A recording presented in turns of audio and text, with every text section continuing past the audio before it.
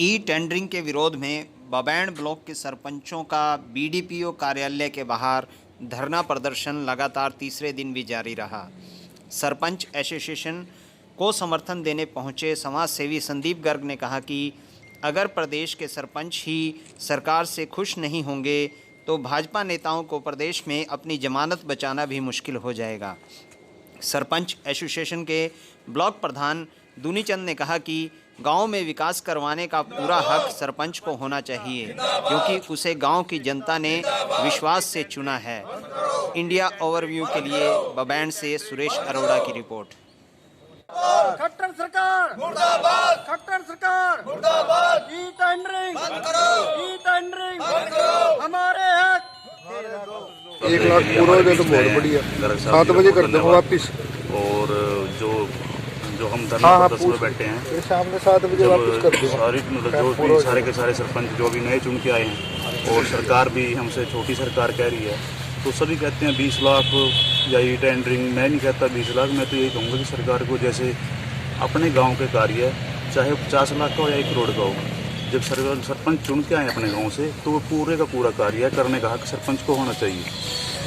सरपंच अपनी जितने भी गांव की समस्याएं हैं वो एक आम आदमी और जो सरपंच को ही बताता है, सरपंच को ही पूरा हक है अपने गांव के पूरे कार्य करने का।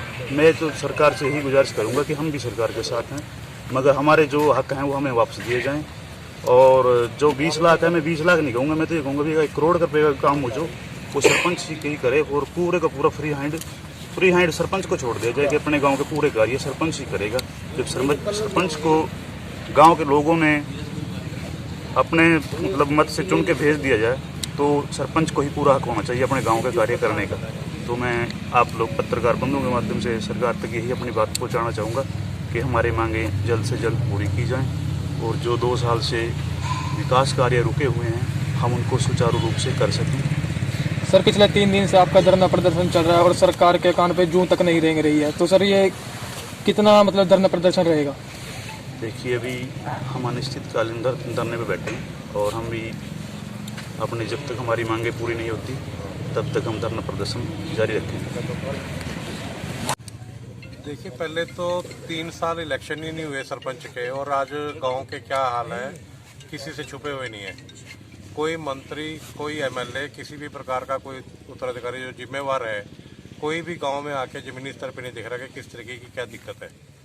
बड़ी मुश्किल से अब ये इलेक्शन हुए, सरपंच नए बने हैं, पंच नए बने हैं, और गांव के सड़कों का बदहाली आपको पता है। कहीं किसी भी गांव में शाम को 6 बजे चले जाओ, अंधेरे के अलावा कुछ नहीं दिखाई देता, कोई लाइट नहीं है, जोहड़ भरे पड़े हैं। और इस वक्त पे ऐसे टाइम पे आके 3 साल से किसी भी प्रकार के कोई काम नहीं हुए। अब जब काम खुलने का समय आया तो एक नई नीति बना दी कि 2 लाख से ऊपर का काम नहीं कर पाएंगे, तो किस तरीके से काम चलेगा। और ठेकेदारों के काम ऐसे है कि अगर उनके पास चले गए, पता है कि उन्होंने ही करने हैं, तो किस तरीके का काम करते हैं, कौन उनकी देखरेख करेगा। वो एक जो जनता के साथ अन्याय है, इसकी डिमांड इन्होंने बिल्कुल सही रखी है कि जो 20 लाख की एक लिमिट थी वो वैसे ही कायम रहे, और ताकि जनता के काम हो सके, गाँव का विकास हो सके।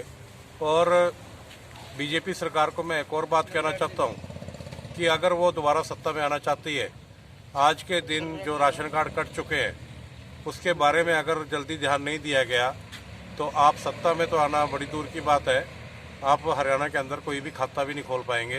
क्योंकि इस तरीके की एक मुहिम चल पड़ी है कि एक ज़रूरतमंद परिवार है उसका तो राशन कार्ड कट गया है, और जिसको ज़रूरत नहीं है उसका राशन कार्ड यूँ का तो हुआ है। तो आप अपने नुमाइंदे जो पंच सरपंच आपने बनाए हैं उनकी ड्यूटी लगाई जाए कि तो जो राशन कार्ड कटे हैं उसकी ओर ध्यान दिया जाए। और विकास कार्यों को, जो कि बीजेपी कहती है कि हमेशा हम विकास करेंगे, विकास की बात करती है, कि कहीं से भी कोई विकास की बात दिखाई नहीं दे रही है। ये विकास को बल्कि रोकने का काम किया जा रहा है। मेरी सरकार से डिमांड है कि जल्दी सरपंच भाइयों की मांगों को मानना जाए, जिससे कि विकास के कार्य सुचारू रूप से दोबारा चल सके।